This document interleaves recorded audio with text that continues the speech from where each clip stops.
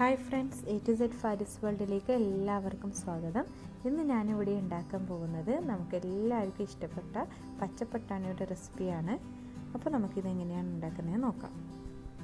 അതിന് ഞാനിവിടെ ഒരു കപ്പ് ഗ്രീൻ പീസ് എടുത്തിട്ടുണ്ട്. അങ്ങനെ പ്രത്യേകിച്ച് അളവൊന്നുമില്ല, നമുക്ക് എത്രയാണ് കടല വേണ്ടത് അതിനണക്കായിട്ട് നമുക്ക് ഗ്രീൻ പീസ് കുതിർത്തി വെക്കാം. അപ്പോൾ ഇതൊരു 8 മണിക്കൂറെങ്കിലും ഇതൊന്ന് കുതിർത്തി വെക്കണം. ഇതിപ്പോൾ ഞാൻ രാത്രി കുതിർത്തി വെച്ചതാണ്. അപ്പോൾ നമുക്ക് രാവിലെ തന്നെ ഇത് ഉണ്ടാക്കാൻ പറ്റും. ഇത് 2-3 പ്രാവശ്യം കഴുകിയിട്ട് ഒരു അരിപ്പിയിലേക്ക് മാറ്റി വെച്ചതാണ്. ഇതിൽ തീരെ വെള്ളം ഉണ്ടാകാൻ പറ്റില്ല. അരിപ്പിയിലേക്ക് മാറ്റി വെച്ചാലും ഇത് കുറച്ച് നനവുണ്ടാവും. അപ്പോൾ നമുക്ക് ഇതൊന്ന് ഒരു കോട്ടൺ തുണിനെ കൊണ്ട് തുടച്ചെടുക്കാം. അപ്പോൾ ഞാനിവിടെ തുടച്ചെടുത്തിട്ടുണ്ട്. ഇനി നമുക്ക് ഇതൊന്ന് ഫ്രൈ ചെയ്യാൻ വേണ്ടിയിട്ട് ഓയിൽ ചൂടാക്കാൻ വെക്കാം. അപ്പോൾ അതിന് കറക്റ്റായ ഒരു മൂടി നമുക്ക് അടുത്ത് വെക്കണം. കാരണം എന്ന് വെച്ച് കഴിഞ്ഞാൽ ഇതിൽ എത്ര തുടച്ച് കഴിഞ്ഞാലും അതിൽ കുറച്ച് വെള്ളം ഉണ്ടാവും. അപ്പോൾ അത് പൊട്ടിത്തെറിക്കും. അപ്പോൾ നമുക്കിത് വേഗം ഇട്ട് കൊടുത്തിട്ട് അടച്ച് വെക്കാൻ വേണ്ടിയിട്ട് അതിൻ്റെ അടുത്ത് തന്നെ നമുക്കൊരു മൂടി വെക്കണം.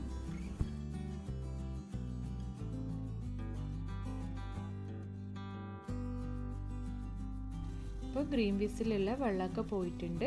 ഇനി നമുക്ക് മൂടി തുറന്ന് വെച്ചിട്ട് ഒരു മീഡിയം സ്റ്റീമിൽ വെച്ചിട്ട് നമുക്കിതൊന്ന് ഫ്രൈ ചെയ്തെടുക്കാം. ഇത് ഇടയ്ക്കിടയ്ക്കൊന്ന് ഇളക്കി കൊടുക്കണം, കരിഞ്ഞു പോകാൻ പാടില്ല.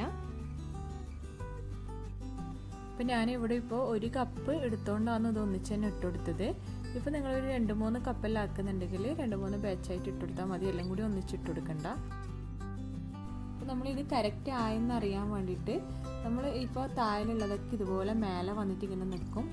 അപ്പോൾ ഇത് ആയെന്ന് നമുക്ക് മനസ്സിലാവും. നമ്മൾ ഉണ്ടാക്കി നോക്കുമ്പോൾ തന്നെ നമുക്കിത് മനസ്സിലാവും ഇത് എങ്ങനെയാണെന്ന്. അപ്പോൾ ഈ അടിയിലുള്ളതൊക്കെ ഒന്ന് ജസ്റ്റ് ഒന്ന് ഇളക്കി കൊടുക്കണം, അല്ലെങ്കിൽ കരിഞ്ഞു പോകാൻ ചാൻസ് ഉണ്ട്. ഇതിപ്പോൾ എല്ലാം ആയിട്ട് ഇതുപോലെ ഇങ്ങനെ മേലെ വന്ന് നിൽക്കും. അപ്പോൾ നമുക്കിതൊന്ന് ഒരു അരിപ്പിയിലേക്ക് മാറ്റി കൊടുക്കാം. അപ്പോൾ അതിനു മുമ്പായിട്ട് നമ്മുടെ ചാനൽ സബ്സ്ക്രൈബ് ചെയ്യാത്തവരുണ്ടെങ്കിൽ ഒന്ന് സബ്സ്ക്രൈബ് ചെയ്തേക്കണേ. ആ അടുത്തുള്ള കുഞ്ഞു ബെല്ലൈക്കണും കൂടി ഒന്ന് ക്ലിക്ക് ചെയ്ത് ഓൾ ഓപ്ഷനും കൂടി സെലക്ട് ചെയ്യുക.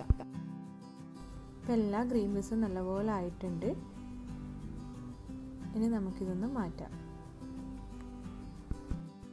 ഇത് നല്ല ക്രിസ്പി ആയിട്ട് തന്നെ കിട്ടും. നമുക്ക് എളുപ്പത്തിൽ ഉണ്ടാക്കാൻ പറ്റിയ ഒന്നാണ്. നമ്മളിപ്പോൾ കടയിൽ നിന്നൊക്കെ വാങ്ങിക്കുന്നതിനേക്കാളും നല്ലത് ഫ്രഷ് ആയിട്ട് നമുക്ക് കുട്ടികൾക്ക് വീട്ടിലുണ്ടാക്കി കൊടുക്കാം. 2-3 കപ്പെല്ലാം ഒരുമിച്ചിട്ട് ഉണ്ടാക്കിയിട്ട് ഒരു കുപ്പിയിലാക്കി വെച്ചാൽ മതി.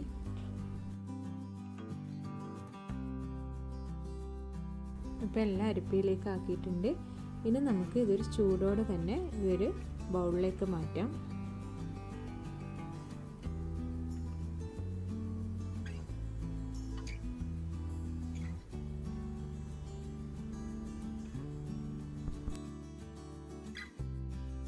ഇതിലേക്ക് നമുക്ക് ആവശ്യത്തിനുള്ള ഉപ്പും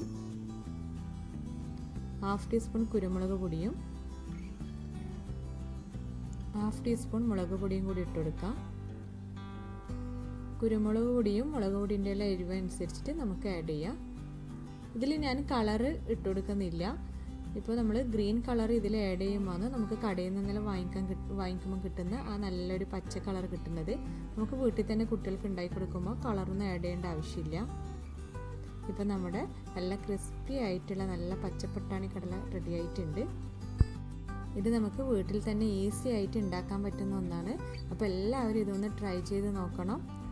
വീഡിയോ ഇഷ്ടമായ ലൈക്ക് ചെയ്യാനും ഷെയർ ചെയ്യാനും മറക്കരുത്. അപ്പോൾ ഇൻഷാ അല്ലാഹ് നല്ലൊരു റെസിപ്പിയുമായിട്ട് നമുക്ക് അടുത്ത വീഡിയോയിൽ കാണാം.